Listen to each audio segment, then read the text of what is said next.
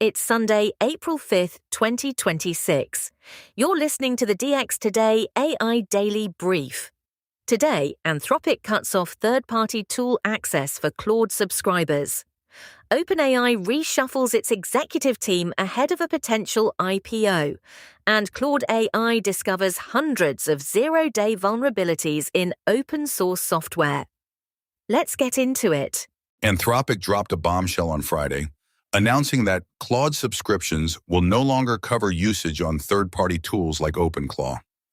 The change, which took effect April 4th at noon Pacific, means users who relied on their Pro or Max plans to power external coding harnesses must now purchase separate pay-as-you-go usage bundles.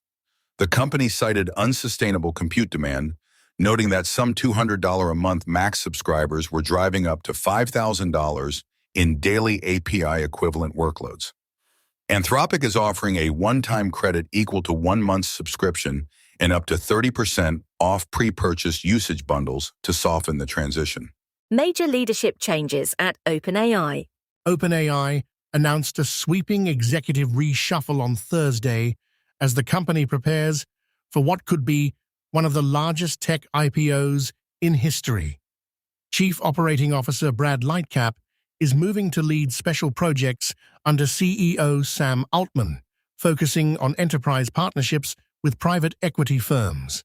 Chief Marketing Officer Kate Rauch is stepping down to focus on cancer recovery, and Applications Head Fidji Simo is taking medical leave for a neuroimmune condition. The moves come just days after OpenAI closed a $122 billion funding round, valuing the company at $852 billion. Anthropic expands into biotech. Anthropic has acquired stealth biotech startup Coefficient Bio in an all-stock deal worth roughly $400 million. The tiny team of fewer than 10 people, founded by former Genentech computational drug discovery researchers Samuel Stanton and Nathan Frey, was building an AI platform for planning drug research and development and managing clinical regulatory strategy.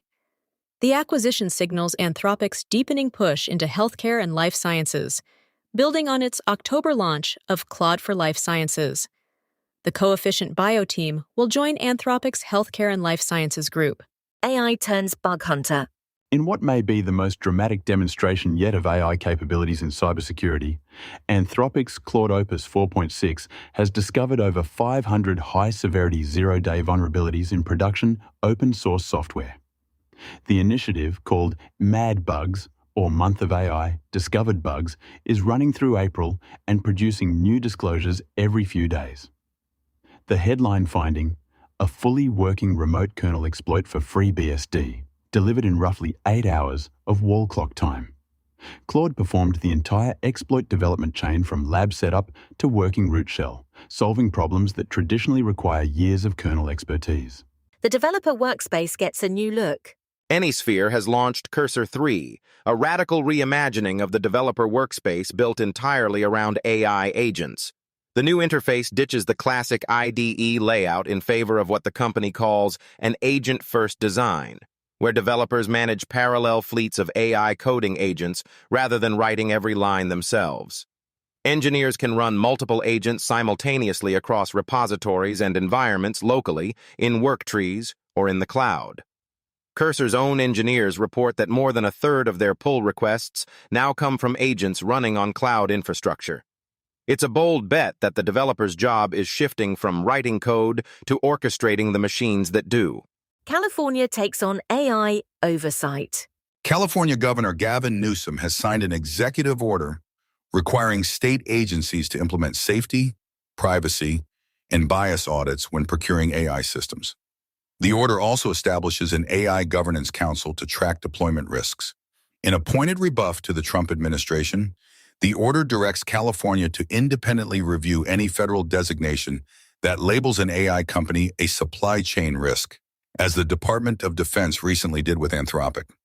Because so many AI companies already build for California's public sector, procurement rules developed there often become de facto national standards. AI designing its own chips. Cognichip has raised $60 million in Series A funding led by Seligman Ventures to build an AI-powered chip design platform. The company claims its technology can cut chip development costs by more than 75% and slash timelines in half. Intel CEO Lip Bhutan is joining Cognichip's board, lending significant industry credibility. The startup, which has raised $93 million total since its founding in 2024, says it's already working with more than 30 semiconductor design companies and testing its platform in real-world production workflows. Slack gets a major AI upgrade.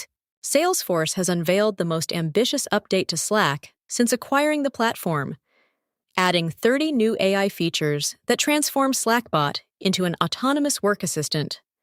The revamped Slackbot can now draft emails, schedule meetings, transcribe and summarize conversations, and operate outside of Slack to monitor desktop activities. One standout feature is reusable AI skills, letting users define tasks like creating a budget that Slackbot can apply across different contexts. Slackbot now also functions as a model context protocol client, meaning it can connect to and coordinate with outside services and tools in real time. SpaceX heads for the public markets. SpaceX has filed confidentially for what could be the largest IPO in history, with its AI layer central to the valuation thesis. The filing comes as every single one of XI's 11 original co-founders, except Elon Musk himself, has now departed the company.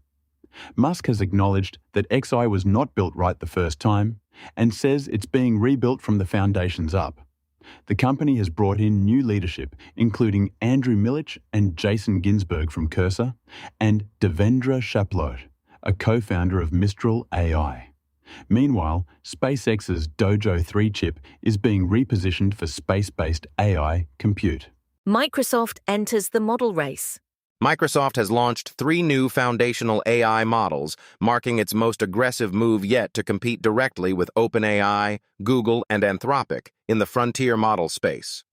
The new MAI models represent a strategic shift for Microsoft, which has long relied on its partnership with OpenAI for cutting-edge AI capabilities.